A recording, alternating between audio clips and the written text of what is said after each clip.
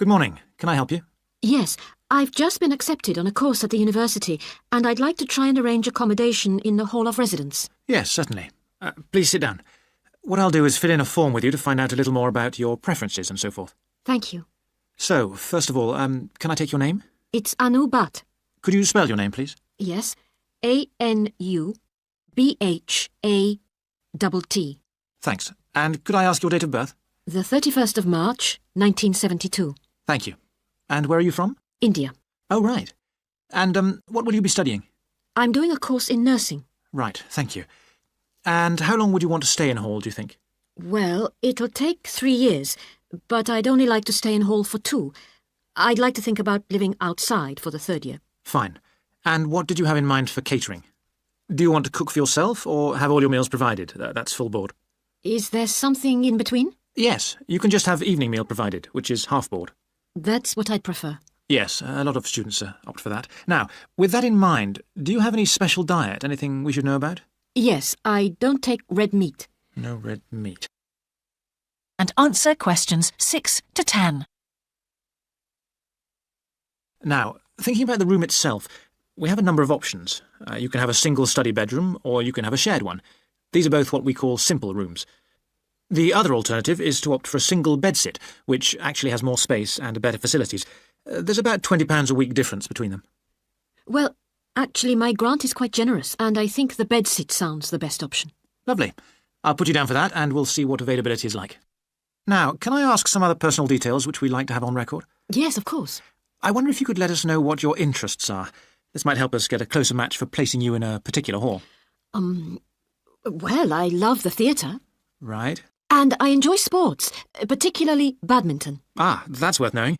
Now, what we finish with on the form is really a list from you of what your priorities are in choosing a hall, and we'll do our best to take these into account. Well, the first thing is I'd prefer a hall where there are other mature students, if possible. Yes, we do have halls which tend to cater for slightly older students.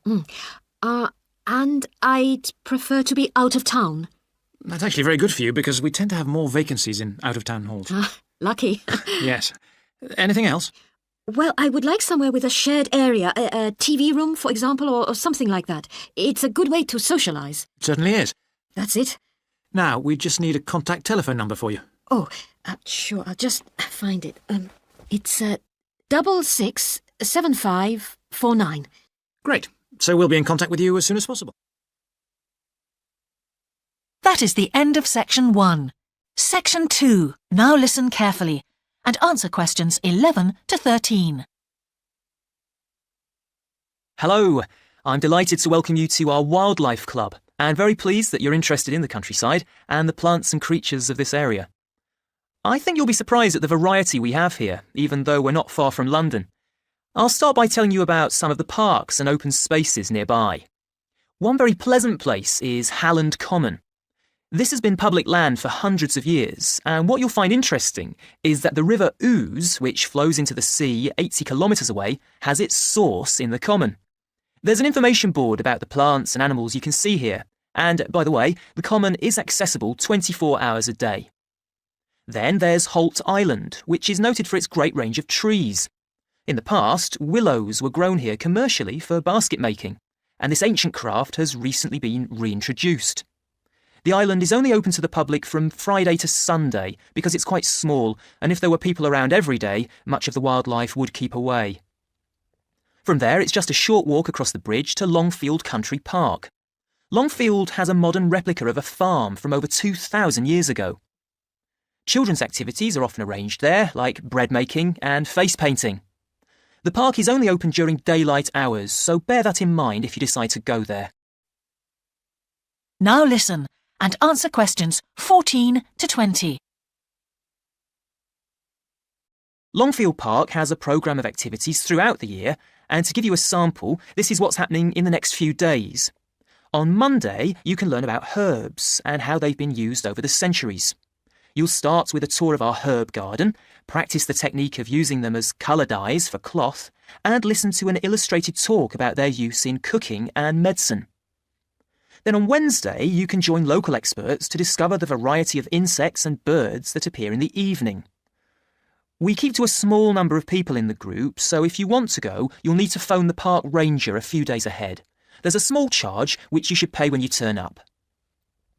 I'm sure you're all keen to help with the practical task of looking after the park, so on Saturday you can join a working party.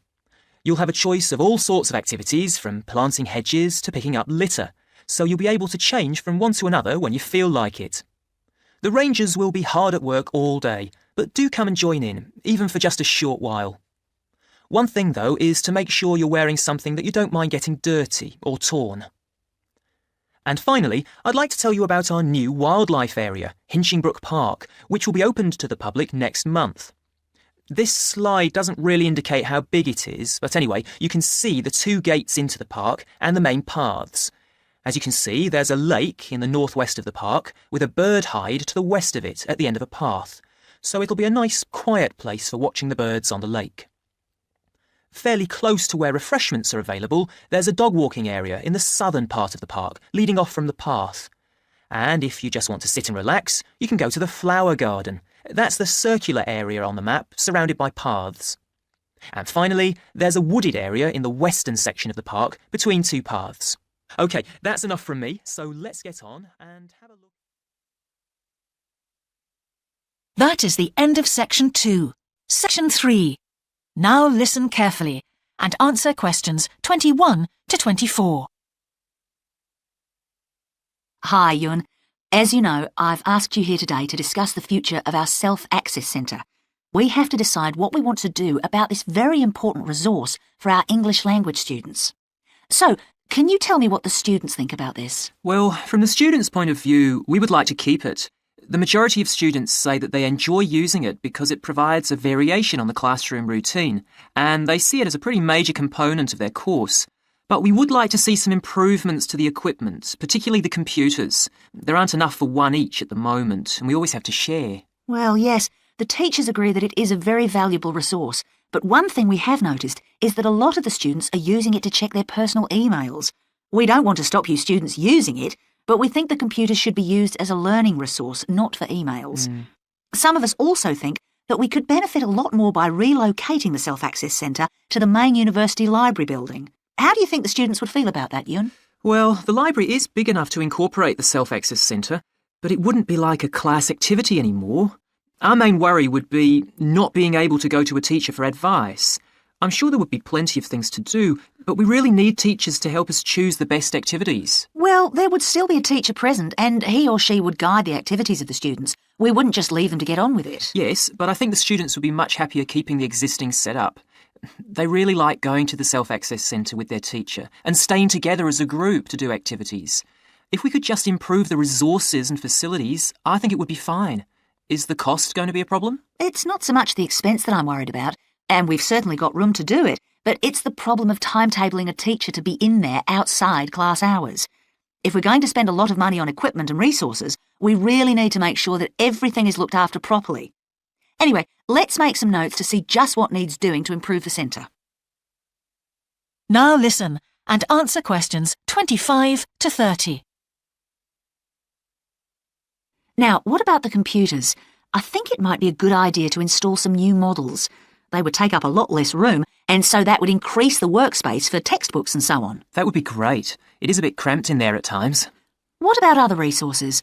Do you have a list of things that the students would like to see improved? Yes, one of the comments that students frequently make is that they find it difficult to find materials that are appropriate for their level, especially reading resources. So I think we need to label them more clearly. Well, that's easy enough. We can get that organised very quickly.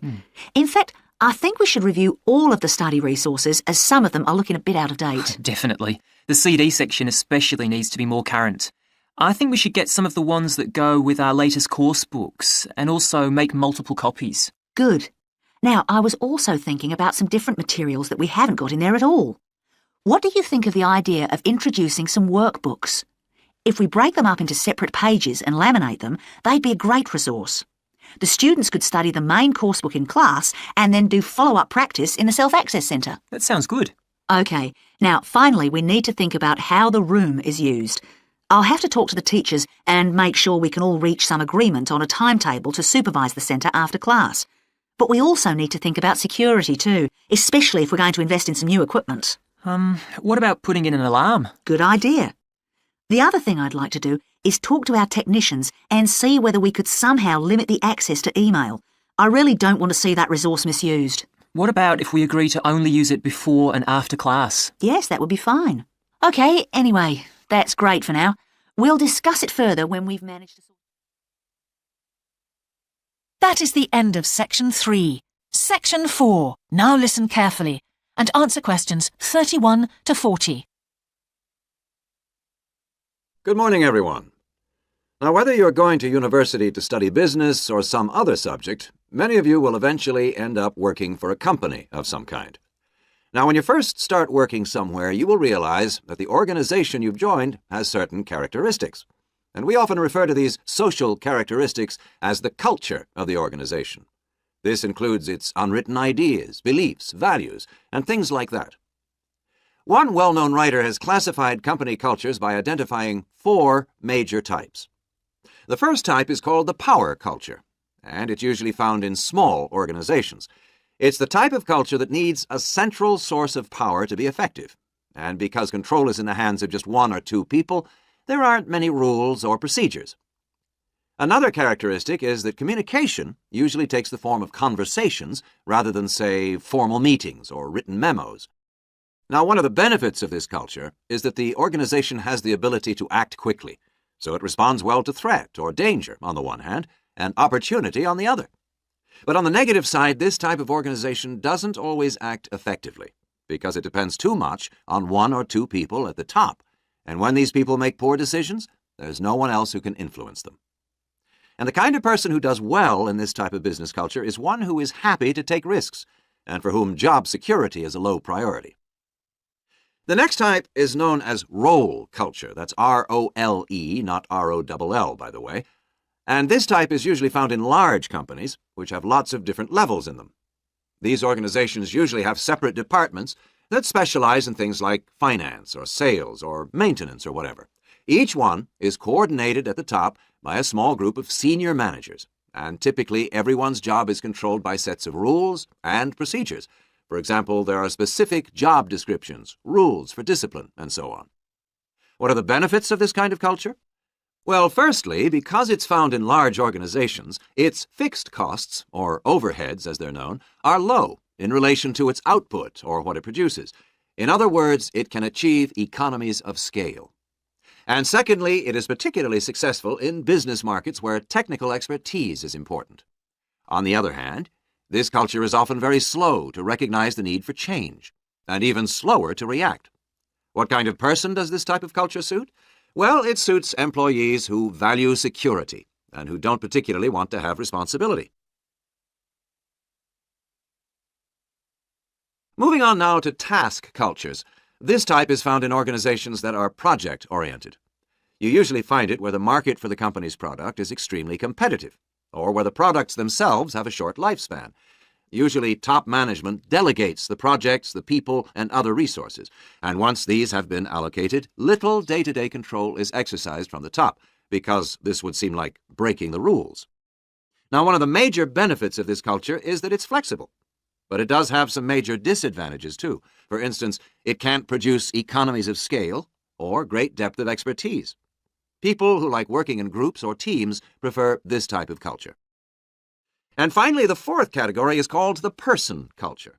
This type of